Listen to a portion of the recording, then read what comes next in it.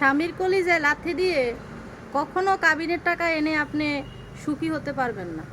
আমি আজকে থানাতে গিয়েছিলাম মামলা করার জন্য। আমার যে 4,71,000 ফলোয়ারের পেজটা ছিল সেই পেজটা চলে গেছে। তা আমি যখন ওইখানে গিয়েছিলাম তখন একটা আপুর সাথে আমার কথা হলো। আপু আমাকে বলেছিল যে আপনি কেন এসেছেন। আমি তাকে বলেছি যে আমি এই জন্য এসেছি। তো এই আপুকে আমি জিজ্ঞেস করলাম আপনি এসেছেন কেন। তো এই আপুটা আমাকে বলল যে দেখেন আমার স্বামী যা টাকা পয়সা ইনকাম করে তার বাপ মারে দেয়, আমার টাকা পয়সা কম দেয়, আমি বাপের বাড়ি থেকে আইনা খাইতে হয়। তো এখন আসছি তার নামে যৌতুকের মামলা করতে। তবে সে যৌতুক চায় নাই, যৌতুকের মামলা করে তার থেকে ডিভোর্স নিয়ে নিব গ্রাম্য সালিশের ভিতরে বসে। কারণ কোর্ট কাছারির ভিতরে গেলে কোর্টের মধ্যে যা রায় হয় তারপর দেখা গেছে এটা গ্রামে সংশোধন করা হয় যদি দুই পক্ষ মিলে। তো আমি তাকে বললাম আপনি কি আপনার স্বামীকে ভালোবাসেন না?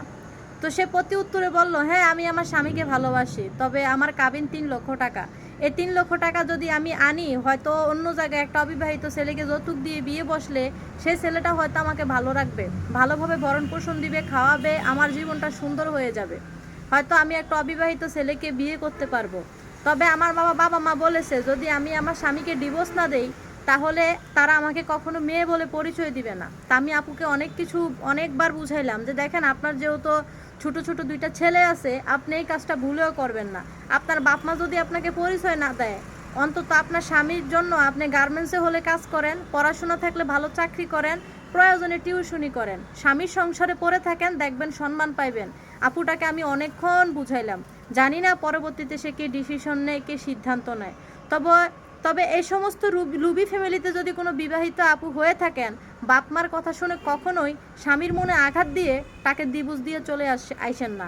আজকে তাকে ডিভোর্স দিয়ে চলে আসবেন আপনি, কালকে বিশ্বাস করেন 4 পয়সার দামও আপনি পাবেন না। আপনি হয়তো ভাববেন যে আমাকে অবিবাহিত ছেলেরা বিয়ে করবে যৌতুক দিলে। হ্যাঁ, একটা গরিব ফ্যামিলির ছেলে হয়তো আপনাকে বিয়ে করবে, কিন্তু আপনি কি একবারও ভেবেছেন ওই ছেলেটা কি আপনাকে মন থেকে ভালোবাসবে? মোটেও না।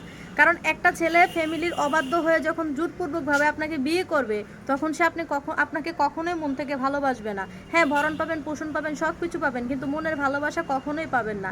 কারণ একটা অবিবাহিত ছেলে সবসময় চায় তার জীবনে একটা ভালো, একটা কুমারী, একটা সুন্দরী একটা মেয়ে আসুক, বা অসুন্দর হোক ওইটা বিষয় না, তার চারিত্রিক ভালো বা সে মানুষটা ভালো এরকম একটা মানুষ আসুক।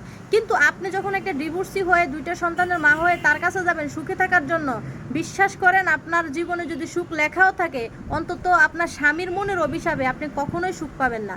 তো এমন কোনো কাজ করবেন না যে পুরুষ আপনাকে অভিশাপ দিতে বাধ্য হবে। এমন কোনো কষ্ট স্বামীর মনে দিবেন না যে স্বামী আপনাকে প্রতিনিয়ত অভিশাপ দিতে বাধ্য হবে। সংসার জীবনে স্বামী গরিব হোক আর অচল হোক, পরে থাকেন, একদিন না একদিন কাজে আসবে।